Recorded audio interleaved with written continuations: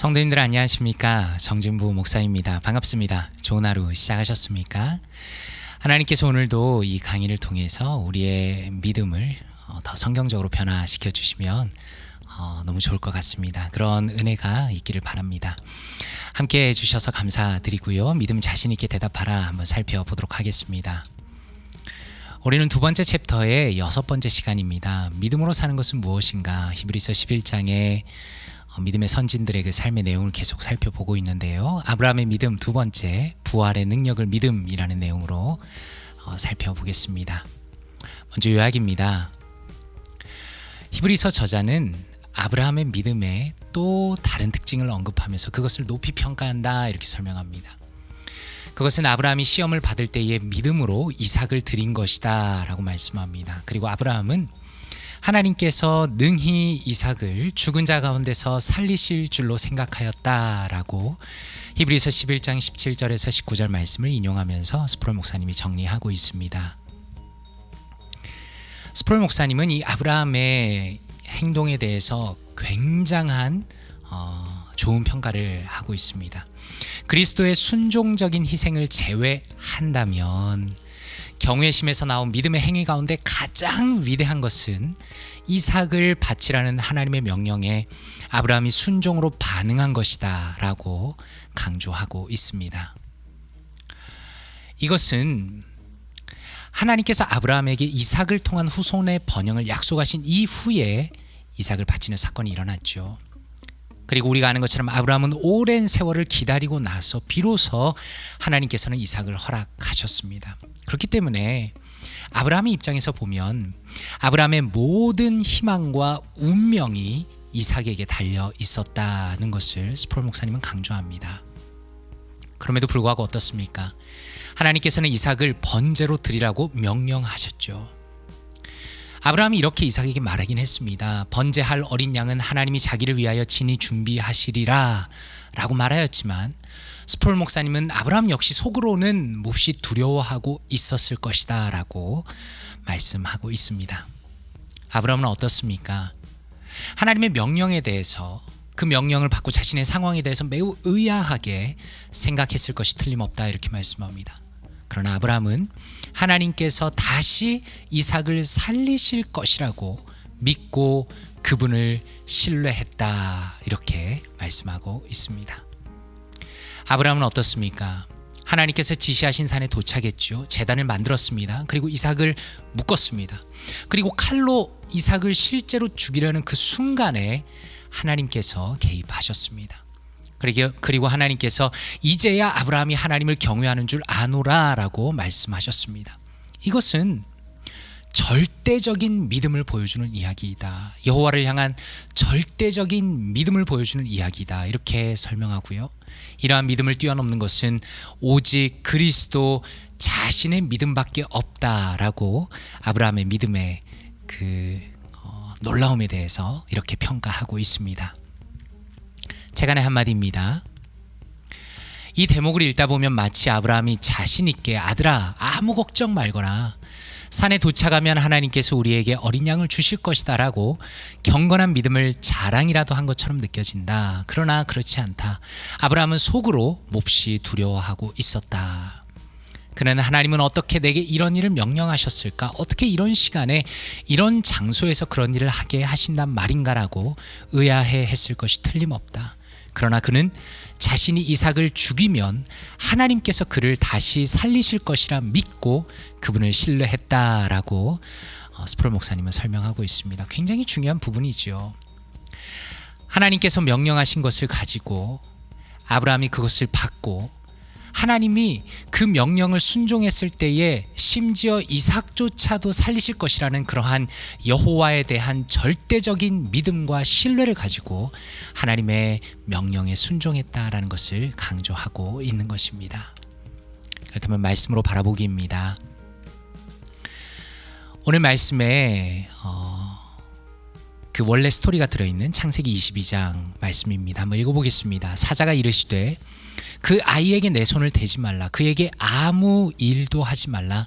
내가 내 아들 내 독자까지도 내게 아끼지 아니하였으니 내가 이제야 내가 하나님을 경외하는 줄 아노라.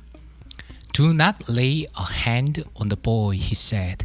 Do not do anything to him. Now I know that you fear God, because you have not withheld from me your son, your only son. 이 부분에 대해서 두 군데에서 스터디 바이블을 가져왔습니다. 하나는 NIV Biblical Theological Study 바이블입니다. 한번 읽어보고 그 내용을 살펴보겠습니다. God intervenes because Abraham has shown through his obedience how much he reverenced God. Previously, God reckoned Abraham righteous on the basis of his faith. The same faith is now made evident by what Abraham does. 이렇게 설명합니다. 무슨 뜻입니까? 아브라함이 그가 얼마나 여호와를 경외하는지 그의 순종을 보여주었기 때문에 이삭을 실제로 거의 죽이려고 했죠. 하나님께서 개입을 하셨습니다. 이전에는 어떻습니까?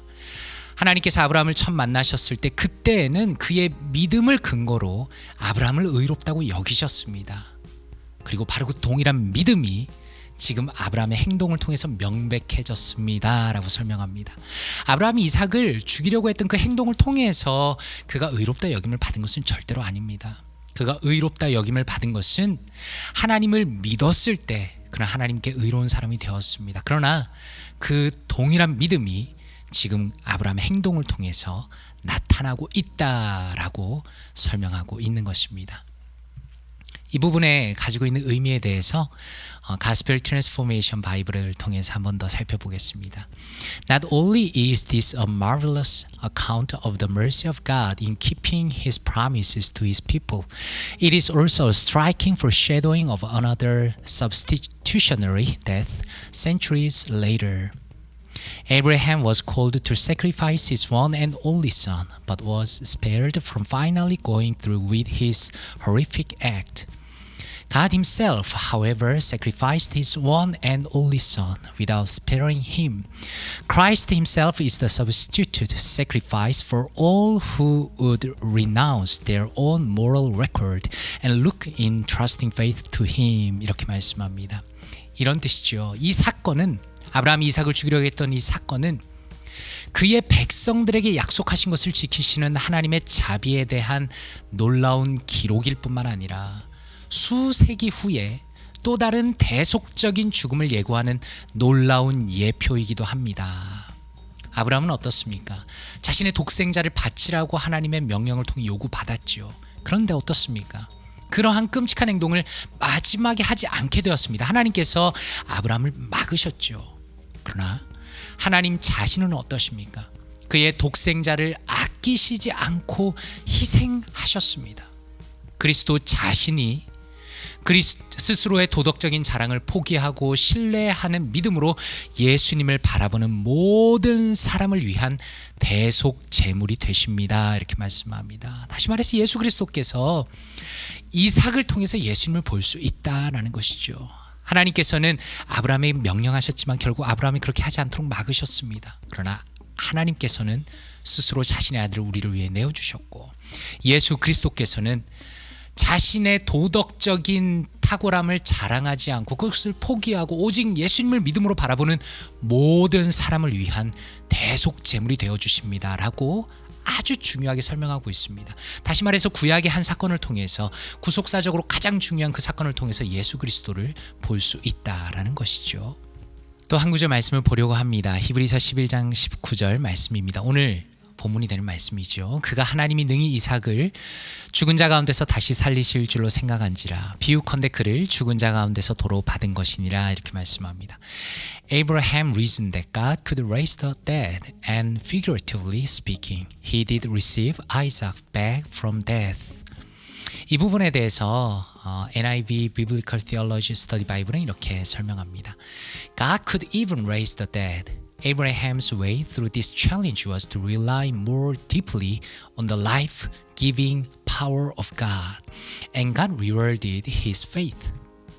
In a manner of speaking, translates the Greek phrase in a symbol. Abraham received Isaac back from near death, foreshadowing Jesus' resurrection from the real death he suffered for us. 이렇게 설명합니다. 무슨 뜻입니까?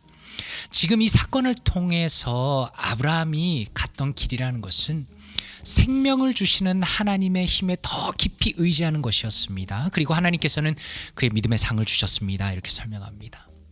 하나님께서 아브라함에게 이삭을 바치라라고 명령하셨을 때 하나님께서 어떤 분인가를 아브라함이 생각한 것이지요. 하나님께서는 생명을 주시는 분이시다. 그분은 절대적으로 신뢰할 수 있는 분이라는 그 믿음을 가지고 하나님께 더 의지하게 되었다는 것을 오늘 말씀을 통해서 우리가 확인할 수 있다라는 것입니다. 성경에서 비유컨대라고 히브리서에서 말씀하신 것은 헬라어 구절인 상징으로라는 말의 번역입니다. 이것은 이삭의 죽음이라는 것이 단순히 이삭의 죽을 뻔한 그 사건이라는 것이 단순한 그 사건 자체로 끝난 것이 아니라 어떤 의미를 담고 있다는 것이죠. 아브라함은 어떻습니까? 이삭을 거의 죽음으로부터 돌려받았죠. 그리고 이것은 예수 그리스도께서 우리를 위해서 당하신 실제의 죽음으로부터의 부활을 예표하는 것입니다. 이렇게 말합니다. 다시 말해서 이삭의 그 사건이라는 것은 예수님께서 보여주셨던 대속적인 죽음과 또한 동시에 예수님께서 실제로 우리를 위해서 죽으시고 부활하셨던 그것까지 모두 미리 보여준 것이다. 미리 상징한 것이다. 이렇게 스터디 바이블들이 설명을 잘 하고 있습니다. 그렇다면 이 내용들 가지고 ICB 관점으로 종합해 보겠습니다. 기독교의 핵심은 무엇입니까? 오직 믿음으로입니다. 그 어떤 인간도 하나님 앞에서 자신의 도덕적인 탁월함을 내세울 수는 없습니다. 그렇기 때문에 아브라함은 하나님 앞에 믿음으로 의롭다 하심을 받았고 그것이 우리가 가지고 있는 신앙의 핵심입니다. 그런데 또 한편으로 우리는 아브라함 안에 있었던 그 믿음이라는 것이 어떤 결과까지 만들어냈는가에 대해서 잊을 때가 많다는 것입니다. 참된 믿음을 가진 사람은 어떻습니까? 그 삶의 목적이 이 세상의 사람들과 전혀 다른 것입니다. 아브라함은 자신의 인생에 있어서 가장 소중한 것조차 자신의 아들조차도 여호와보다는 중요하지 않다는 것을 보여주었습니다. 그는 여호와를 경외하였습니다. 여호와를 믿었습니다.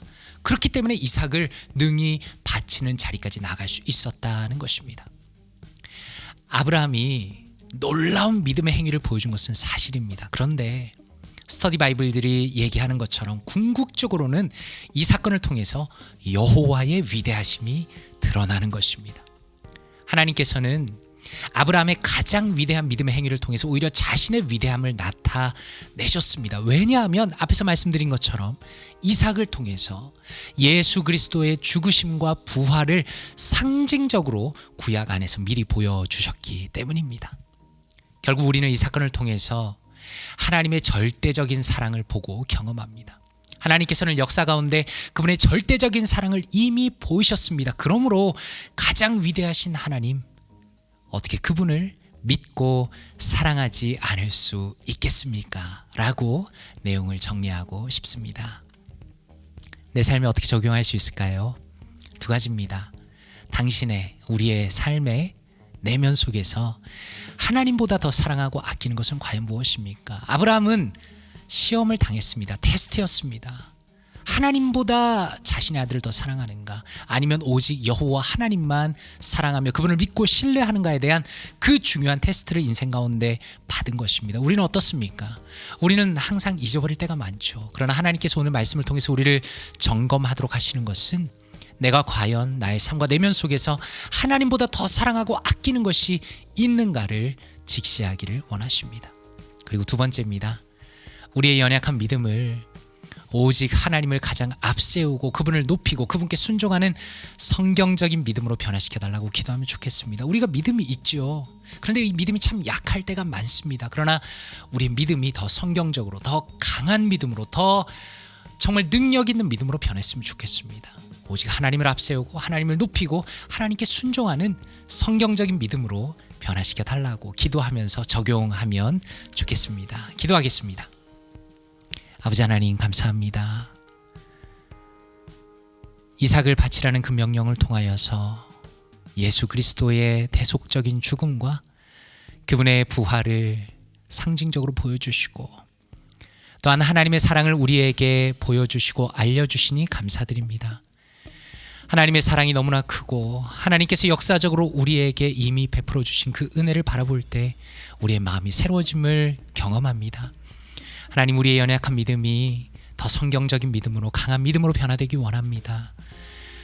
내가 가진 그 어떤 것보다 여호와 하나님을 소중히 여기며 여호와를 경외하며 여호와를 앞세우며 여호와께 순종하는 참된 믿음의 사람으로 계속적으로 변하기를 원합니다.